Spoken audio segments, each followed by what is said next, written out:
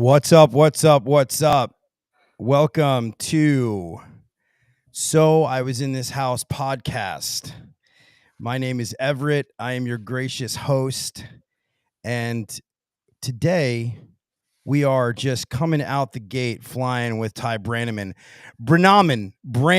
It's Branaman. It's so many A's. It's like Branaman. Yeah. So Or just say Banana Man. That's one of my other nicknames is TY Banana Man. So Ty Banana Man.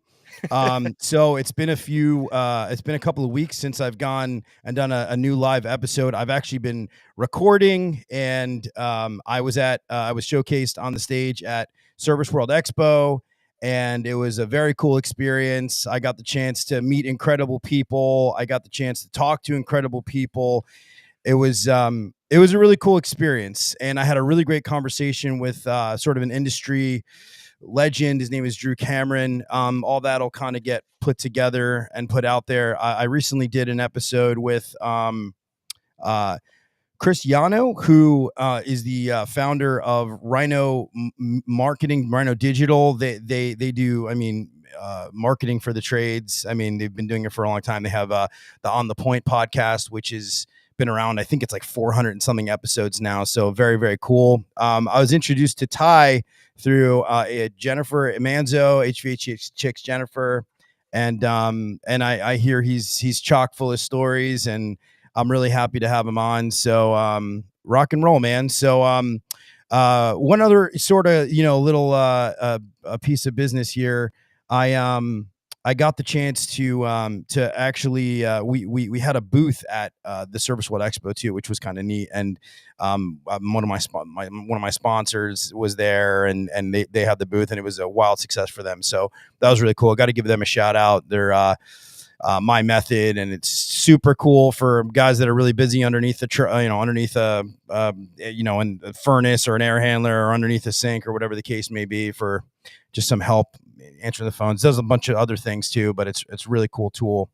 So for somebody that was like anti AI for like a really long time, I've actually like embraced it. It's actually been kind of neat. So but Ty, who are you? What are you doing on this podcast? And Sam Andrew has already asked in the chat, are you going to spill the tea? I don't know what the tea is, but please spill it. So who are you, man? Pretend nobody knows who you are. well, I'm just a service technician that never stopped learning. That's it. I love this trade. I love this trade because when life tries to take everything from you and it strips you of all of your possessions, you have skills that you can start over. And it's taken me around the world. And I just continue to learn. And the more that I learn, the more I want to learn. And so I learn stuff, and then I want to share what I learn. I'm like, well, this is cool. I want to share it with other people. And it's like, man, I wish I would have known this early on. And then once I get that information, I want to share it with everybody. And sometimes, people don't want to hear the information. That's okay. But I just get so excited about this trade. I love it so much, and I want to help. I want to build it up, and I want to share everything that I know. And so I try to do it in a little different method. Like, I'm ADHD. I know when you were prepping for the show, I was like here and there and all over because, oh, squirrel. And so it's just what I am. And Wait, so hold on a I second. figured. One second. I wasn't paying attention. What'd you say? And so I learn different. And so I figured if I could teach people that are like me, that, can't just read a book and figure it out, then it would be more, more interesting. And so I try to read the hard information and then make it more, more interesting and make it more fun for people. Cause I love this trade. So I just want to make it fun. And I'm just a guy that learns and shares. That's it. That's all I am. A guy that learns and a guy that shares. Well, what are you going to learn and what are you going to share is the question. So tell me about your origins in this industry here, because I like to find out like where it all started. Now, I mean, I'm sure people can read your bio and, you started as a tin knocker or like, wrapping duct or whatever it is, but like what is it? How did it happen? Well, I was working with my dad in a sheet metal shop, and I love my dad, but I cannot work with him. Great guy, and it's just like, oh man, it was everything in a sheet metal shop had to be with like he was like, "Oh, it has to be the 32nd of an inch." I was like, "I can't even see that on this ruler."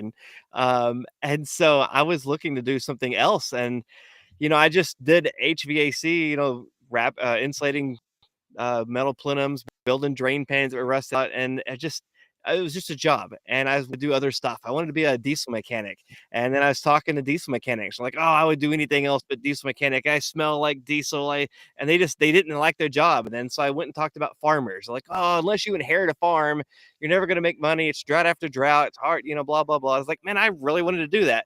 And so I started just looking at all these jobs, and everybody was like, "Ah, I would never do this job." And then I got into talking to this HVAC guy, and he's like, "I love my job." I was like, "What? That's cool." And so I got a job doing at an AC residential company separate from working with my dad. And oh man, the people I worked with were so mean and rude and hateful. And Yep, sounds about right. I stuck with it. And this one guy that was so rude, when nobody was around, it was just me and him in the truck, and I just dreaded every second with him. And he was like, just started opening up and being nice and sharing what he loved about this trade. He's like, "I know what you're at right now sucks, but it's going to get better if you stay with it." And then he started sharing is like what he enjoyed about it, like being in the truck and driving around and doing these other things. I was like, "Man, that's really cool."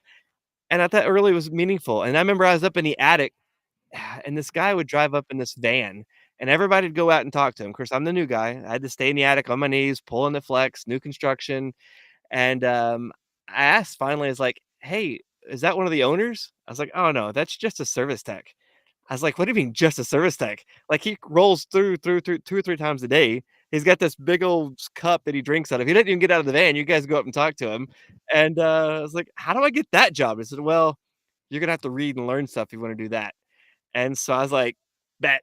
And so I just said, "You know what? I hated reading the manuals, and I just started doing it. I started taking every class, learning everything that I could, and I made that my goal. I was like, I'm gonna get in that truck." And it wasn't that exact truck, but I remember when I finally got up to service manager, it was a really big deal. It was a long road between those 2 points, but it was a great experience. And then I learned a lot of really good people taught me stuff and shared stuff, but they meant well, but sometimes what they knew wasn't correct either, and so I had to Oh relearn my gosh. something. Yeah, that's like the biggest thing, right? Like all these old school guys, even everybody's got their opinion on how stuff works and how things go. And then like you get so much bad information, it's crazy. And now you teach classes all across the country, right? About Yeah, I guess the right way, right?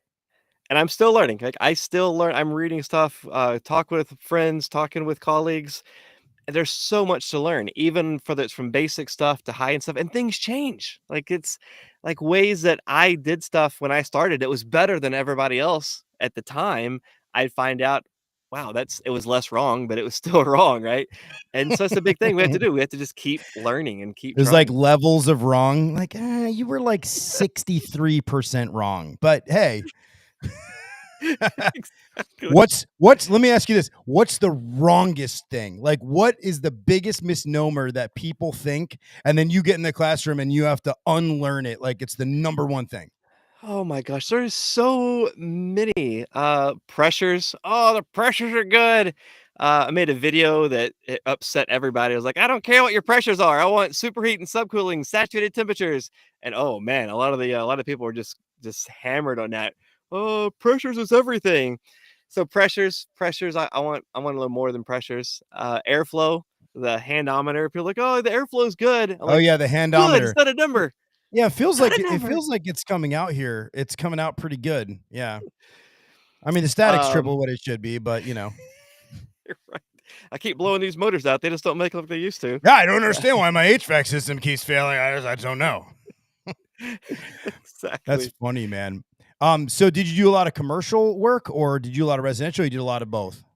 Oh my gosh, I've done so many things. I remember this one time I decided I wanted to be a boilermaker, for whatever reason, and I was like, "That looks cool." And so I spent a day. The boss like, "Okay, I'll put you with the boilermakers." And I realized at the end of that day that was not for me. I did not like that. I remember one time I wanted to be a chiller tech, so I spent a considerable amount of time working with the chiller department, and I spent all winter punching tubes and dealing with heavy stuff and loud mechanical rooms covered in water. And then I'm like, hey, do we ever get out of these mechanical rooms? They're like, oh, you want to move up? I'm like, yeah, let's move up. So they moved me up to the cooling towers in the roof where I was using the pressure washer, cleaning all the scale off, and then having to recoat the bottoms. I'm like, this isn't quite like I thought it would be. And so I've done commercial stuff. I love the refrigeration side. It's one of my favorites. I don't like being covered in grease and hot water being spilled all over me.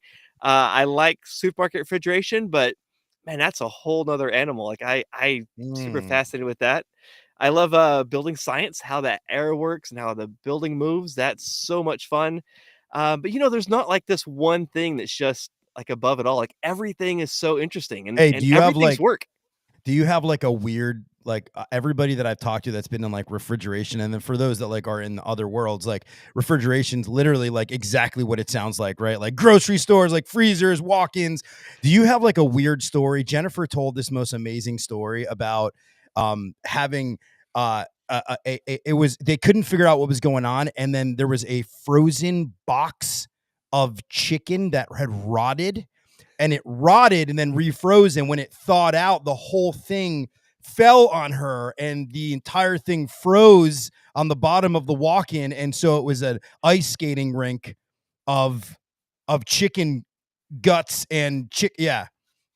Yeah, there's a lot of restaurants. When you do refrigeration, there's where not to eat. And sometimes it's just better Oh, not knowing. Oh everybody my gosh. says that. They say don't use they're like, I never order ice in my drink since I've been in refrigeration. I just don't order ice in my drink. And I'm like, I don't know. I still order the ice in the drink, but yeah, I guess too I, many restaurants don't actually I for a clean long those time effectively. for the longest time I tried not having ice. It's just sometimes I just like put the blinders on and just pretend like I didn't know. But oh my gosh. There's this one restaurant we went to and the whole So system I was was in down. this restaurant. Oh, so I was in this restaurant. I like that. So I was in this restaurant and the little freezer was down and we said, "Hey, we're gonna order this part back tomorrow." We came back tomorrow, and they had chicken in there on all the upper shelves, and they put ice in the very bottom shelf, and it was going bad. It was going rancid, and I was like, "Guys, why would you put the ice in the bottom, and why would you use ice anyways? But even then, at the bottom, like and the food's above it, what are you thinking?" I was like, "This has got to be thrown out." Like, no, don't throw that out. We're just gonna cook it extra long. I'm like, "No, that's not how this works." That's not it at all. And they cooked it. And I was just like, "Oh my gosh, I gotta get out of here." Oh my gosh. You got a rooftop story? Oh gosh. When I was working up in New York, it was funny because I'm not used to a lot of snow. And then we did rooftop refrigeration up there and we had to shovel snow on the roof to get to the units, refrigeration units. And I thought that was just like so funny. It was just like, oh, I didn't have to do it every day, so it was fun, right? So it was like, oh, we're shoveling snow on the roof. And they're like, what is wrong with you? But oh gosh, so many rooftop So stories. were you in New York City when you were shop was it inside this in the city? Yeah, in the Yeah. city. Yeah, we Yeah. we carried So I knew it. So where are you originally from? San Angelo, Texas, or Oh, Miles, Texas. oh yeah, you're from San Angelo. We were just talking about a job in San Angelo today. Anyway, so I knew a guy that moved from Minnesota. Okay, just think about how cold it is in Minnesota, right? But he moved to New York City, and he said that Minnesota, I mean, it paled in comparison to how cold it gets in New York City because the wind tunnels off the Atlantic. It's just that wet, damp cold that just hits you to the pore. I know, like as I'm telling you this right now, you're saying to yourself, like, "Yep, it's It cold." it was really because the wind speeds up between the buildings. If you think of airflow, smaller area, you have the same volume, so it's a flow Are we faster. really comparing this to ductwork now? Yeah, yeah, Yes. yeah. So it was neat though when you can find those steam vents and you get to stand over it and you get to warm up. Um, I really liked I didn't like living there for the short time I was there, but I liked New York. I like to be able to like how it all works. So many different people in one place, and they mostly get along. And how much new stuff and old stuff was all just crammed together. It was just like Oh, this enigma. so I'm originally from Jersey, and so all the construction is so old, right? And then I moved to Texas, and I'm like, okay, so let me understand this. We've got two plenums and an air handler and a bunch of flex. Is this right? Is this right here? I literally in okay, so in Jersey, we had to learn like steam load calculations, which I don't know if you know those, but steam load calculations, radiant load calculations, baseboard load, and like on top of manual J and all that other stuff. But now you have to figure out like doing radiator counts and everything else. And so it was like, uh, it's wild. And you're right, like you got like a room that's got a ductless, another section of a building that has a traditional HVAC system, and then there's like a big boiler that feeds the rest of it. And you're like, what the? And with wet legs. And for those that don't know what wet legs are, it's like off of a boiler, you'll have like a loop that somebody a hot water loop that like feeds like a sunroom or something like that. And so you'll see like, oh, this was done in 1973. This was done in 1987. This was done in 2001. It's pretty wild. Yeah. It's crazy. There was this one building, they put a walk-in freezer down in a basement, and I was like, "Well, we gotta run this, the condenser outside." It's like, "Oh, no, it's gonna be cool in the base. It's always cool down here. It'll be fine." It's like, "It's not gonna be fine. All of the BTUs of this unit's gonna convert to BTUs heat. Like, all the watts from the unit will convert to heat. We're moving it out of the box. It's gonna heat this basement up." "No, it's always cold down there. It'll be fine. We need some heat down there." I was like, "Guys, this is not gonna work, but hey, you're paying me. I'll do what you want." So they said, "Yeah, do it." I was like, "Okay, just again, I have to say this." Anyways, that summer comes like, this thing's not working very well. I think you guys didn't do a very good unit in here. I was like, "No, remember this conversation we had about it being too hot down here and moving heat?" And never mind. You want it fixed, we have to move it. That's the solution. You ever see asbestos wrapped stuff? Like Oh things yeah, just like wrapped in asbestos, which you don't see really in Texas much. Although I'm not going to say you don't you- see it. I haven't seen it because in North Texas, almost all the construction is new, and I don't work in a lot of I don't work with a lot of commercial buildings or something like that. But most of it's new. But I remember like it's crazy because you think like, oh look, I'm just going to go ahead and replace this boiler, but you're not. You're going to replace the boiler. You're going to have to do an asbestos remediation. You're going to have to do a chimney liner. You want to know what's crazy about chimney liners? And you probably know all about this. So like I saw a house that was built like probably late 1800s, and the chimney, okay, had not been lined properly. And over time, you know how they talk about how the moisture will get into the cracks and everything of the terracotta. The chimney actually fell down. Like they had to remediate it fell down because it wasn't actually lined properly. Is that that's like science right there. Like anybody that says, "No, I don't have to line it, it's fine." Like, no, you have to. no, And for those that don't kind of work with that kind of thing, just know this. Like if somebody smart who like Ty tells you like you probably have to do something for a safety reason, like you should probably do it. Also the carbon monoxide, it's a light gas, and all those cracks, it seeps through those cracks. And if you figure that hot gas, to get it to rise up, you have to also heat up that entire brick, and it doesn't heat up well. So you lose the draft, and you're more likely to have the CO to come back down through the cracks into the house. And I'm Gen X, right? So we grew up violating a lot of safety stuff. When it comes to CO and chimney liners, I'm all about the rules. But when it comes to asbestos, like don't do this, kids. But my day it was like, oh, it's asbestos. We can't prove it's asbestos, but we're just going to put a mask on, and then we'll just do this very carefully and carry it out. Like that was our remediation. We didn't prove that it was asbestos, so it was okay. And Yeah. so it was We bad. Like I'm glad depending things on have the changed. depending on the company, like that was that we it depend. I actually met an old school guy. I worked for this guy, super old school guy, right? And he was like, I swear, like he, like he owned the company, right? And it was a pretty successful company. He had like a lot of employees and whatnot, and so he had staff to do everything. I mean, he had there was plumbers, there was electricians, there was everybody. And I remember one day, like she was short staffed, like boiler guys, right? And then I remember saying something like, "Well, I think that boiler's wrapped in asbestos. Once you take the jacket off." And he's like, "Brother, I've been eating that shit for years." He just gets out there, replaces the boiler. I was like, "Oh, a different kind of breed, man." Yeah, There's a lot of things that I've done. I'm like, I'm glad that we've moved away from some of these practices, but sometimes we still have to get the job done, so there's still things that I do. People are like, why don't you even put that on a video? I'm like, because end up nonstop with OSHA and EPA and all kinds of people complaining about every detail. So no, we don't put everything on video. What have you seen in the last X amount of years, like a difference between the people that you've trained? Have you seen a difference in the classrooms of young people coming through? Talk about that. I'd be really interested from your perspective. Oh, so let me give you a quote and see if you can figure out the date that it was said. I don't have the exact quote, so I'm going to paraphrase it. Kids these days don't want to work; they want everything handed to them. What year do you think that was said? Uh, on the context of what you're saying, I'm gonna guess like probably 1985 or something like that. 1902. Yeah, So these sayings that we're like, oh, nobody wants to work anymore, nobody wants to learn. Every single generation says the same thing about the new generation, just because they grew up at a different time.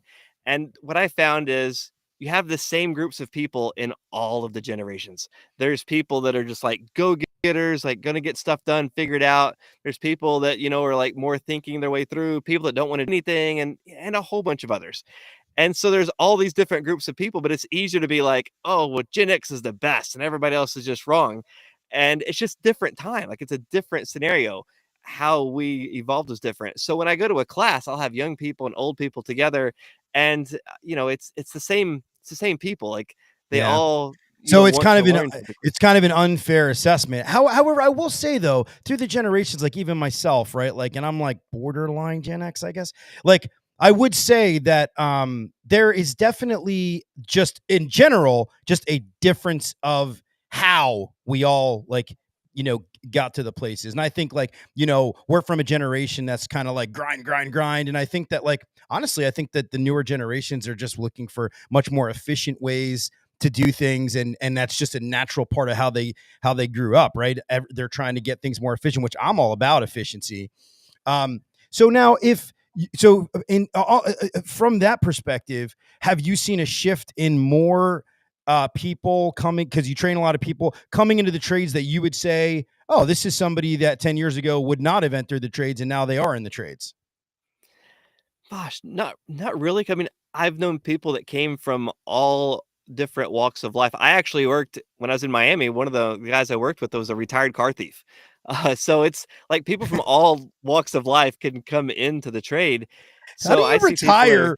How do you retire from stealing cars? Like, how is that a job? Like, the only retirement I could see is if you, I don't know, you get arrested and you're done with your stint in prison. I don't want to tell his story, but essentially it came down to he was either going to be locked up forever or he was going to be dead from the other competition, and Mm. so he decided, hey, I want to turn my life around and do something different. And oh my gosh, he he had some stories. I was like, wow. I was just just I'd never talked to a car thief before, so it was like all the stuff was new. But it was like very smart. It's like he was a very smart guy, and then so he was able to Yeah. solve problems with HVAC. It was just now in an honest way. But I've seen like so many people like, gosh, landscaping people are usually really good because they're used to seeing detail, used to working hard. People in the food service industry, people that were managers, people that did a accountant. Actually, one of my early mentors, he was an accountant, a certified CPA, I think he called it, Yeah. and he did this work, and he was an installer, and he loved doing this work. He goes, "Look, Ty, when I do this, I work hard. I don't have to go to the gym. I lift furnaces. I put stuff in. I do a good, honest day. I sign every unit. It's going to be there for the next 15 to 20 years. My work is done. And when I go home, work stays at work, home stays at home. When I was a CPA, I was stressed all the time, and hard work never killed anybody, but stress kills people every day." And that just Mm. really stuck with me. I was like, "Man, that's a good point." I thought about this today because we were trying to figure out it's something with an inducer motor. We were like, all right, well, I don't know, can we get an OEM? Do we have to get an OEM inducer motor? What about that? And I was like trying to solve the problem. Then I realized what my addiction to this industry actually is. And it's literally just trying to put like puzzles together in a strategic way and try to make it all make sense. Which Oh, it's very scintillating. And then next thing you know, boom, your day's over.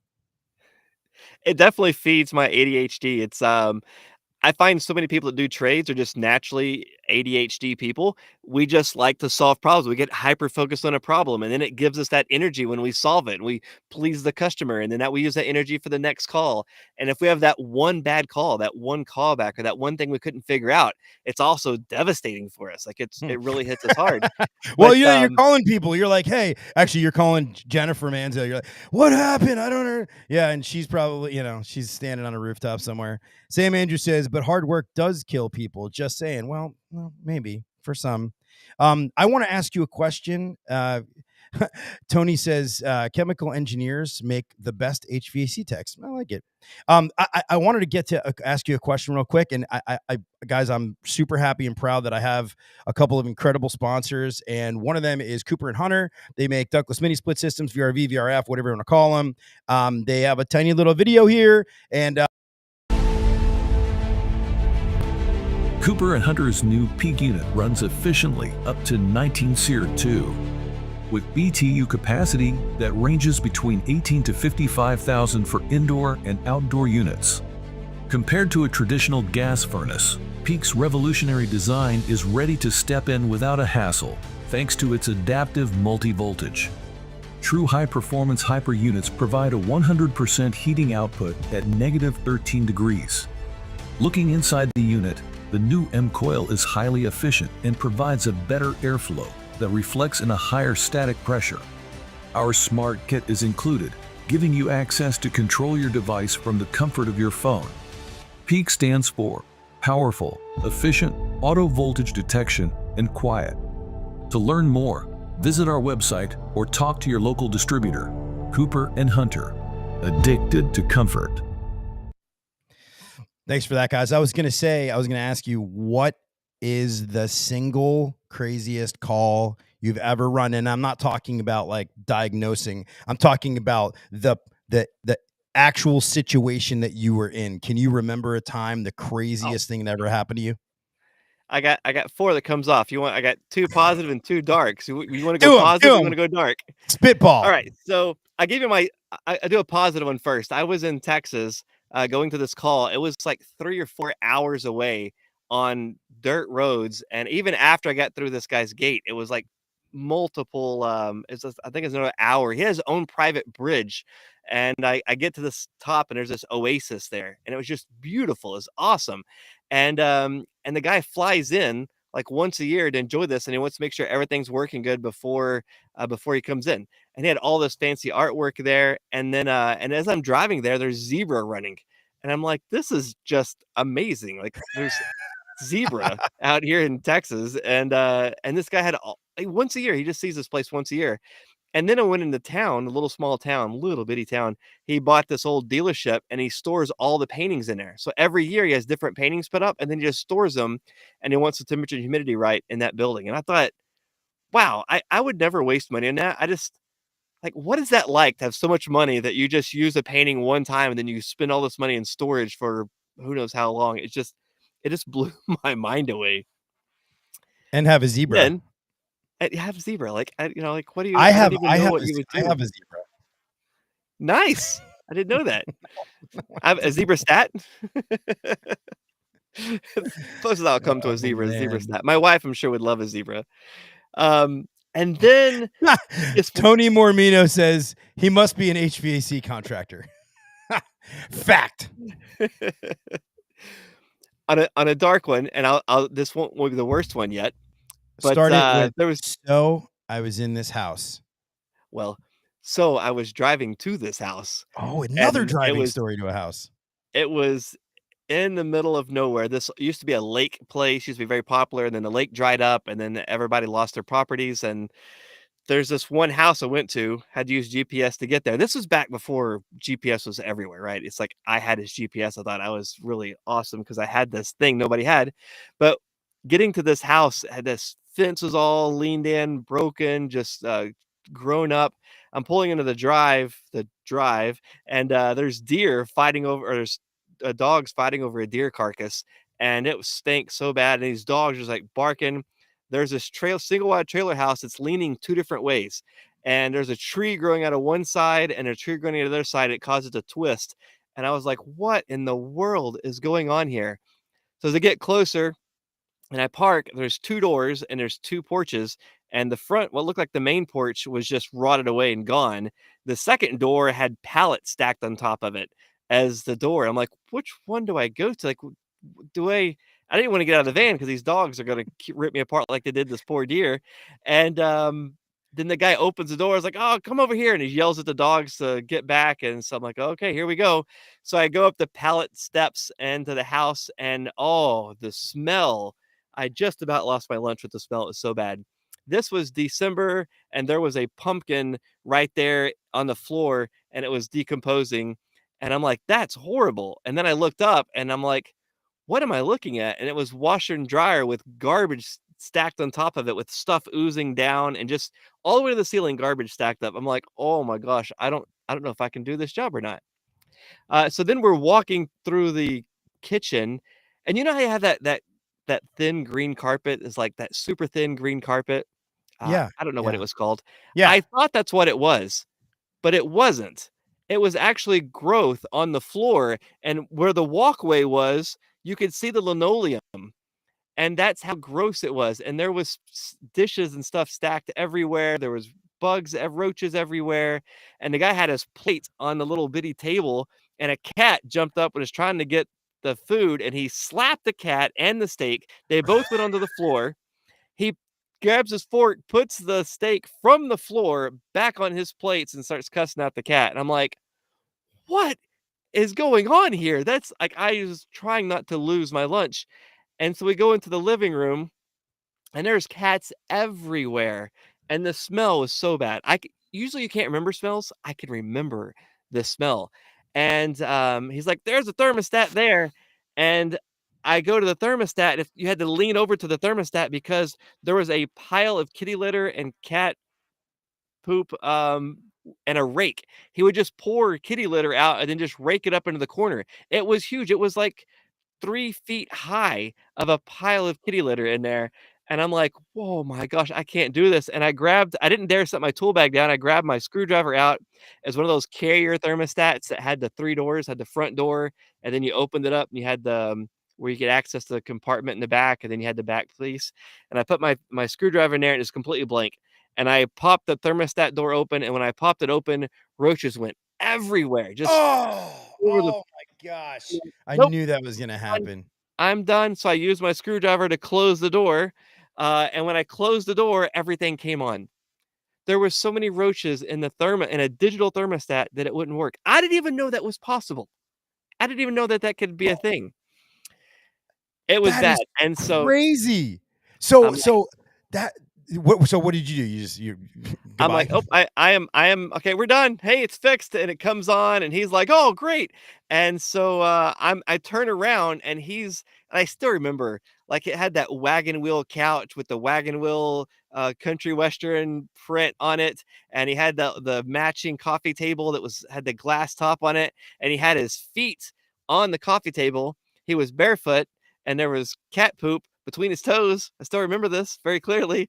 And, I was like, "Oh my gosh, I can't do this." And I'm like, "I'm leaving." He's like, "Oh, let me pay you." And, I was like, "Oh, man." So he paid me. First time I've ever been, not wanting to collect any money. He paid me. I literally grabbed the money with my needle nose. I'm like, "I don't have any change." It was $49. He gave me 50, and he's like, "Oh, have him mail it to me." I'm like, "Okay, sure, whatever."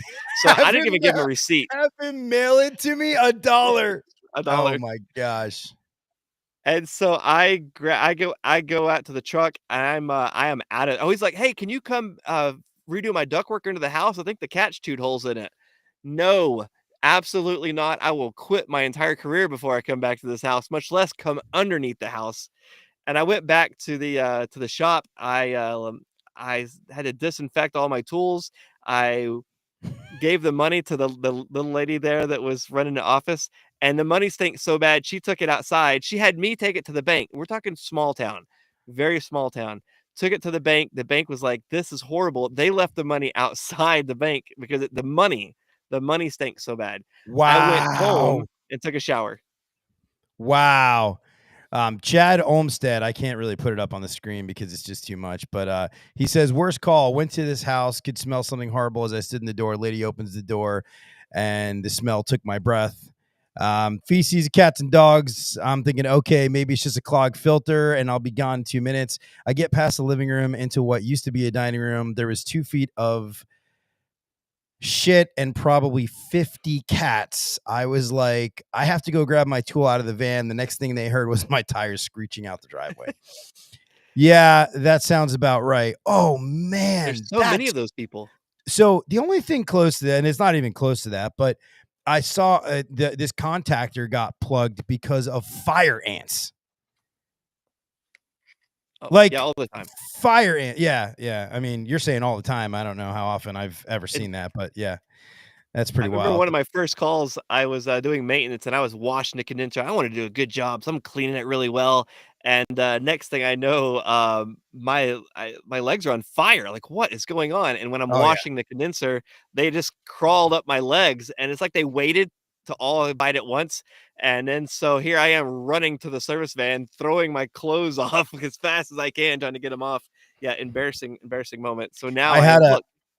I had a tech actually open up the panel outside, and then there was actually a den, and the mom, like, however it worked with the eggs and the copperheads in there, and like literally he like jumped back because he saw his life flash. Texas is no joke with this. You got to watch those snakes, man. They're I used to everywhere. keep a snake catcher in the truck, so we'd pull up Oh. snakes all the time, under houses, around condensing units. It was just a normal part of the Yeah. job. That and there would be other animals. The customer would be like, "Hey, can you take care of this?" I'm trying to use the right words so you don't get a violation. Can you take care of this? I'm like, "Yeah, sure." So there was lots of those. Now we gotta have a positive story. Can't have a neg without a positive. Okay, sure. So in Miami, we was working on South Beach, and this guy got to go to this service this unit, and it was on the what do you call it, the penthouse, the very top floor. So it was this really cool. I don't know what it was, but the guy had the whole entire top floor was his, and he had a caretaker that was there, and the guy would come in and the caretaker would leave, but everything had to be perfect, everything spotless, perfect. And this unit was cool because Miami, the guy had hydronic floors, heated floors. And so he didn't like to touch the tile with his bare feet because it felt cold. So he cooled this apartment and also had heated floors at the same time in Miami so that he would be perfectly comfortable. And the guy that did all of the design of the building was the maintenance guy. And I'm like, how did you go from being a contractor to a maintenance guy? He goes, well, with as much money as this guy offered, I do whatever he wants. And the guy I think was in Colombia or somewhere in South America, maybe I can't remember exactly where it was, but he would come in and he wanted everything perfect. And so the maintenance guy, he built everything, so he knew where every crack was, where every pipe was, and so he wanted that guy to make sure it was maintained perfect condition. So we did the HVAC work and all the hydronic stuff, and they said he had shut down this entire South Beach Drive to put a crane in to put the statue that was on the back up on top. And I got to walk through this whole house, the views, the look, all that stuff. And it's like, this is a cool trade. You get to see stuff that how many people get to see inside this guy's apartment? Possibly a drug guy, who knows? But it was like, this was an incredible, experience. I don't even want to know who the guy is. I still don't know, don't want to know. But it's like, it's a pretty neat thing getting to see that. Yeah. There was an episode with Brent Buckley, and he works in Las Vegas, and he's run like a million calls, and they were actually filming an adult film in this house, and but here's ready. They were renting the house. They did not live there, but they didn't want the people, and they had all this. They didn't want the people to know that they were filming this there, right? So the guy rolls up and so he goes, listen, this system is toast. Like, we're going to have to get the landlord here. Like, we're just going to have to, I'm going to have to quote system. He's like, whoa, just how much is it? And then they go through it and he goes, I'm just going to pay it. So the tenant who's temporarily renting this house paid for an entire HVAC system to get installed while filming this adult film in this house. So now I have to ask, so was it like, oh, it's hot in here, should we call the HVAC guy? Like, was that how it originally started? Yes. Yeah, it was like too hot. They had to. Yeah, it was pretty wild. That's So I wanted to just take 2 seconds. Guys, I'm so happy I got the chance to do Service World Expo, and I got the chance to do this podcast, and I'm really happy that people join and they watch, and I get so much support, and I get messages from people. And literally in the last couple of days, I probably booked like maybe 10 episodes with people coming out of the woodwork. I wanted to share something. I have this sponsor. They're incredible. They're called My Method. You guys got to check them out. If you're literally under a sink, if you are if you're under a sink, or if you're you have a hard time getting to calls or whatever it is, it's kind of like this incredible dispatch. It does a whole bunch of other stuff. But like it's interesting because you can actually train this thing. It has of the voice of the market that you work in. So like, for instance, like this guy right here, his name is Angelo, and they created it. Now watch, this woman is going to talk about how she has a few problems going on in her house. Every couple minutes, and there is a leak on the third floor, and you got to watch how this guy responds, because it's pretty cool. It sounds like you have a few plumbing issues that need attention. Just to confirm, you'd like to book an appointment for a technician to assess the running toilet, the leak on the third floor, and the kitchen. And he's got a New York accent. It's pretty wild. Right? Yes. Yes. Actually, it's not and then she corrects herself, and then the AI, he figures it out, and it's pretty cool. It gets on the call board. Thanks for clarifying that, Isidore.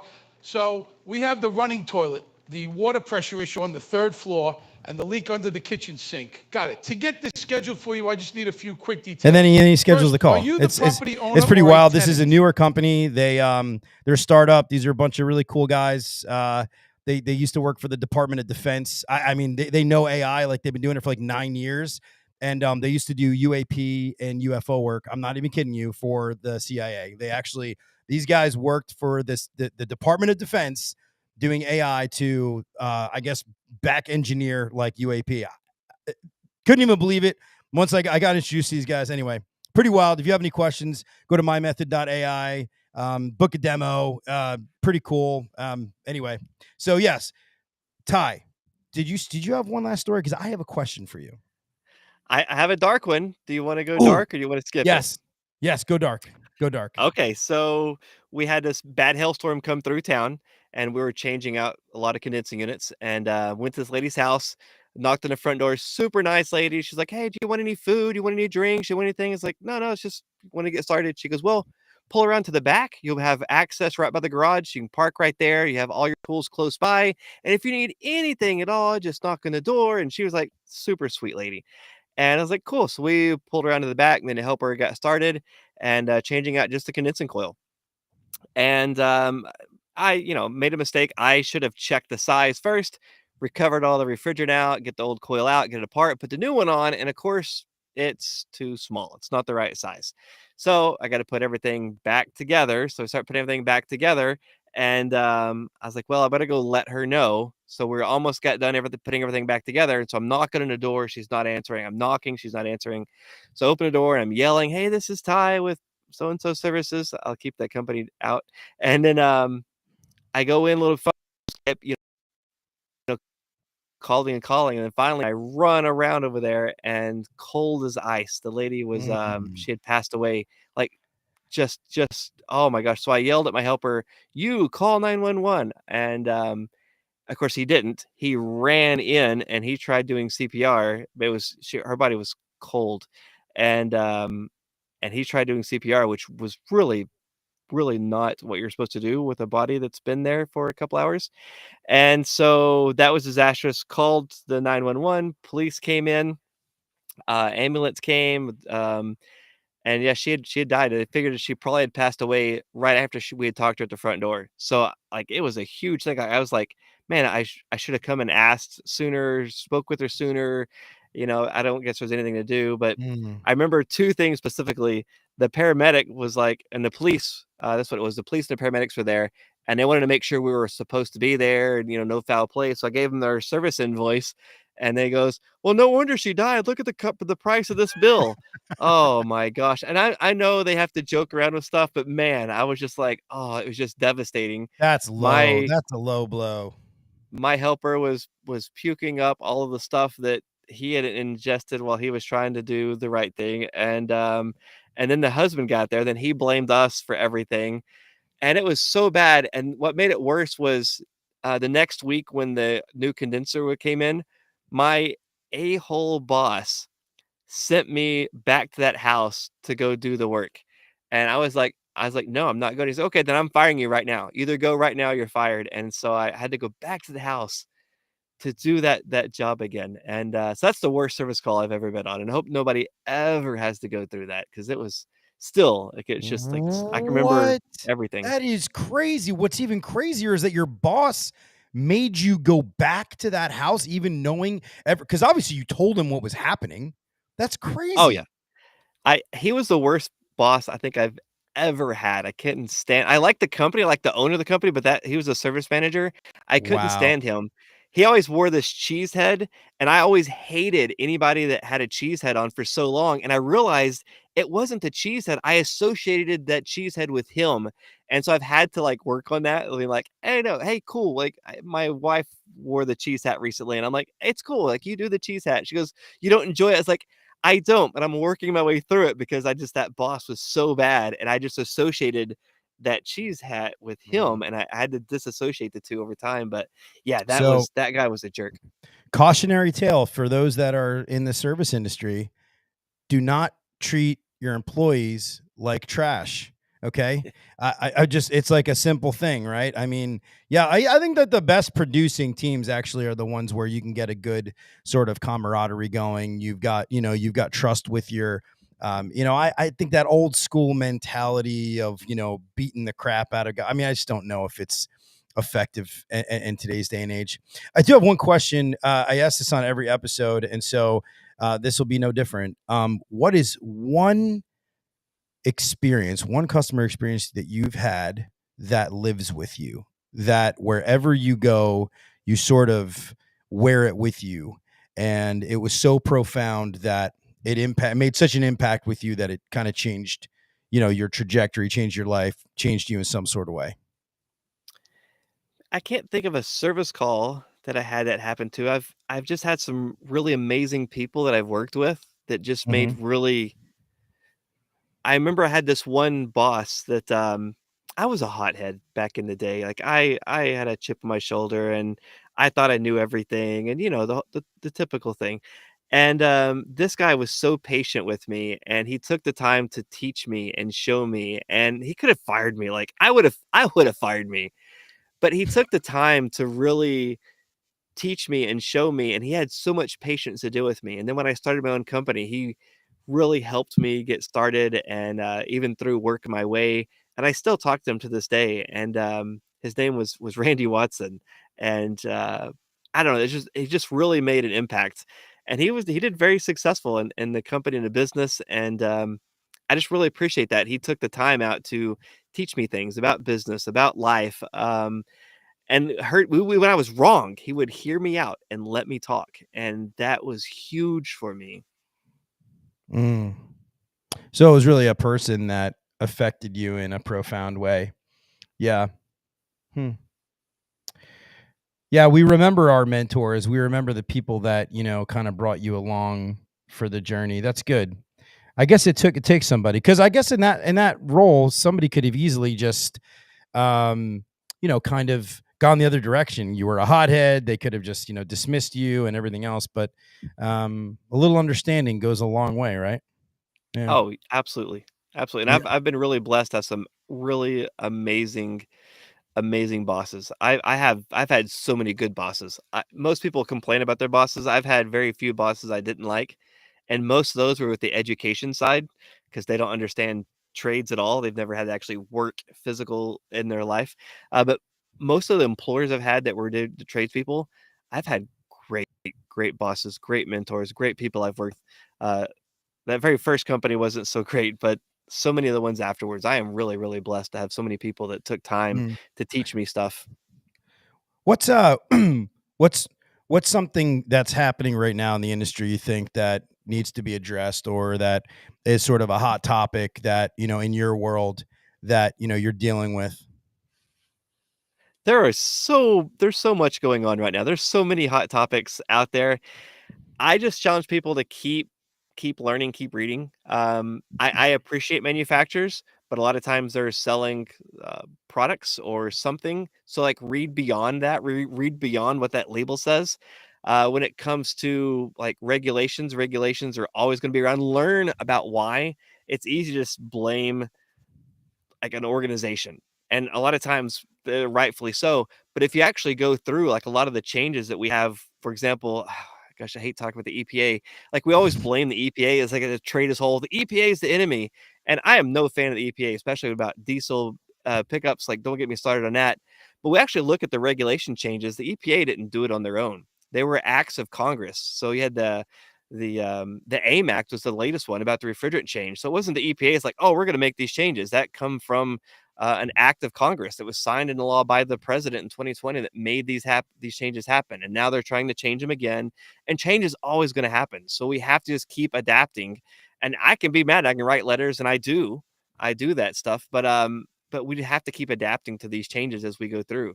And even when we did away with R22, that was also part of the Clean Air Act and another act of Congress. And so it's not just like this one organization. It's like, oh, we're going to make your life harder. No, I don't think they're trying to make our life any easier by any means, but there's always more to it. There's always more to the story. And when you look at like, okay, how do these laws get passed? Like that's a rabbit hole and I have all of these links, but like the people that lobbied to make this happen, and there was money behind that, and there was agendas behind that made all this happen. So there's a whole thing to it, and if you just learn about it, you can actually see what's happening. And there's a lot of stuff happening in industry, in the world, really, and it's interesting to understand why, and also history. A lot of the stuff that we talk about to new isn't new. CO2, oh, this new CO2 stuff. I have a book from, I think it's 1907, that's talking about CO2 on ships. And a lot of the stuff we learned today goes back to those ship logs. So just keep learning stuff. If you hate it, learn about it. If you love it, learn about it. I used to hate heat pumps, and then I learned about them, and now I'm a heat pump specialist, and now I'm not nearly as scared of them as I was, and I figured out how to use them to solve problems. So learn. You got to keep learning. Dig deeper.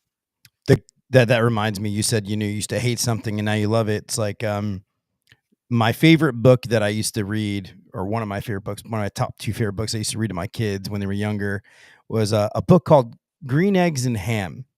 And as we all know, in Green Eggs and Ham, Sam I am, there's no, he doesn't want to eat it. He doesn't want to eat the green eggs and ham over and over and over again. He says he doesn't want to eat the green eggs and ham. And then what happens?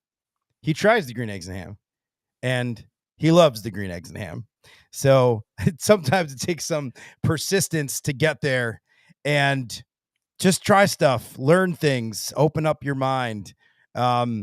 What are you working on now? What's the next, what's next in the world of Ty Branaman, TY Branaman? Right now, working a lot with the Grit Foundation, and we're doing kids camps.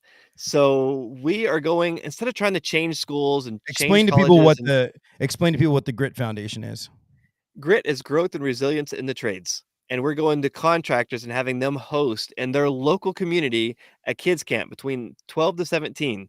So kids can actually explore, discover the trades locally in their community with tradespeople, not like, hey, you're building a box in a birdhouse at, a box store. Like you're coming to a trades contractor, you're working with tradespeople. And we have this whole list they go through where they do carpentry, they do plumbing, they do some actual brazing, they do some electrical, they get to play with fire and a torch and drills and saws in a safe way. We prepare everybody. And the whole idea is we want them to consider the trades as a possibility before they're making these college decisions. And if they still want to go to college, we support that, but we want them having respect for the tradespeople, respect for the skills. So it makes a change in newer generations early on. It takes a while before we're going to see that result. How old are these kids that are coming and participating in the Grit Foundation? 12 to 17. Mm-hmm. And as much as we love seeing the kids excited about working with their hands and excited about doing these skills, it's also just as exciting seeing fellow tradespeople get excited about what they do again. Because sometimes, this is a thankless job. A lot of times we're doing this stuff every day, and we take our skills for granted. People say, "Oh, that's easy to do," but then we realize that we had to learn these skills, reading a tape measure, using a drill, how to hold the drill, how to cut, which side of the line to cut on. These are skills that we've built over time, and we've just taken them for granted. Measure twice, So, measure twice, measure twice, twice. cut once. It's so exciting seeing tradespeople get like rejuvenated and excited again about what they do by sharing it with young people. So now we're getting young people considering the trades, or at least respecting the trades. We're getting tradespeople excited about it, and we're getting contractors investing in their local community. And we're bypassing all the red tape of schools and administration and all their stuff. Like, hey, contractors get stuff done. Right? We just get stuff. We got to install. We get it done. We figure it out. We got to make a solution. So when we have the kids there, and we don't have like everything we need that's just perfect, we get it done. We figure out how to make it happen. Or we run into this problem or that problem. We get it done, and we make it happen. And it's always a great experience for everybody. Where are you hosting these events that kids can attend? Gosh, we've been all over the country. We've had, the last one we had was in Brewster, New York, Healthy Homes. That was a great camp. We had another one with True Tech Tools, and also the Fast Track Learning Lab in Ohio. I had some in Florida. We had one recently in Detroit, Michigan. Bryn Cookski held that one. Gosh, there's been, I can't think of all the top of my head. There's been all over. So a contractor says, hey, I want to do this. They send an email out to Leilani.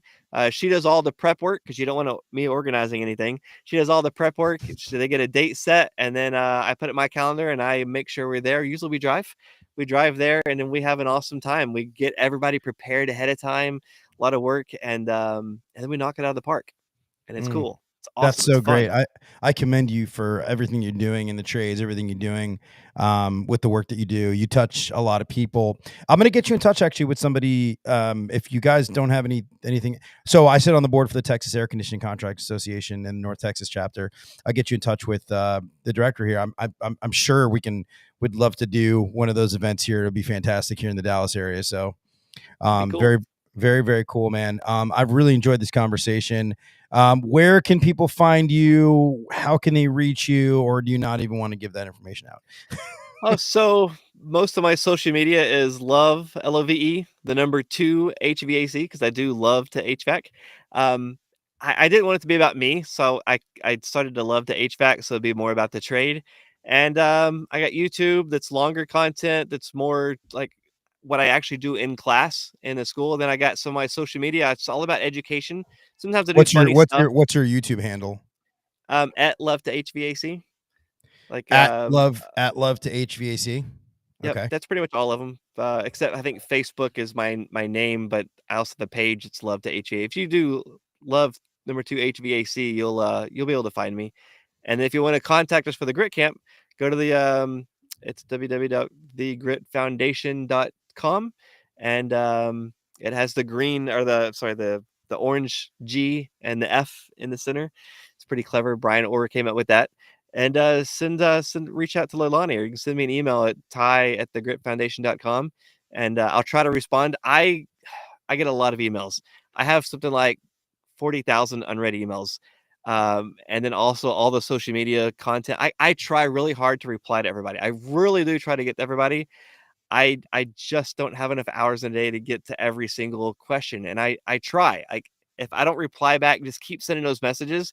It'll pop up, and I'll try my best to reply to it. I think you need to do a reset. Like you go in and you click mark all as read. Done. You're not getting to the 40,000 emails anyway. You're not getting to them. You might as well just start with the first one that you get today, right? I got 6 different email accounts, and when I get one, I start a new one. Man, oh man. Well, dude, I've really, really enjoyed this. I'm going to put you off here for a second, dude. I really appreciate you. You're a legend in the field. I love what you're doing. Grit Foundation sounds so cool. For anybody listening to this, I mean, to get 12 to 17-year-olds, involved in the trades, at least as an option prior to going to college, I'm so in support of that. We need more tradespeople. There's going to be a huge gap in trades, the availability of tradespeople. You're having a ton of people retire out of the trades now. So I have a friend who's actually in the recruiting business in the trades, and he's saying like there is a massive delta that's going to happen. And listen, buildings need to get, put up, right? Houses need to get remodeled and rebuilt. Commercial buildings need to get remodeled and rebuilt. Like it's a huge need. So and it starts from education. It starts from the time the kids are younger. They have to learn about it, right, to even know it's an option. And the days, I think things are changing. The days of like you have to go to college, if you don't, and then they have $600,000 in debt with a degree in sneezing or whatever, so it's pretty wild. But dude, I appreciate you. Going to make a couple announcements here. I'm going to put you off stage here, guys. I have so many episodes coming up. I have Chris Bootenham coming up on the podcast next week. I have Sarah Gerardo from the Trademark Podcast coming up on Tuesday the 18th. I have owners of Lemon Seed Marketing. Crystal Williams is coming on, and her husband her brother owns a Blue Cardinal out in like West Texas. I got Gary Singleton coming on, Joe O'Grady coming on from he's a plumbing trader, plumbing guy. And then I have Willie Ward, and he's like Willie Ward has taken over like the HVAC sort of like undercurrent. The guy has like groups now. He's posting tons and tons of like HVAC content, like AI content and like funny videos. You guys should check him out. Actually, his name's Willie Ward, Willie Ward. Anyway, really appreciate you guys. I have a whole bunch of other content that I need to push out, and I've got to edit it and everything else. But I do appreciate you guys, and we'll see you next week.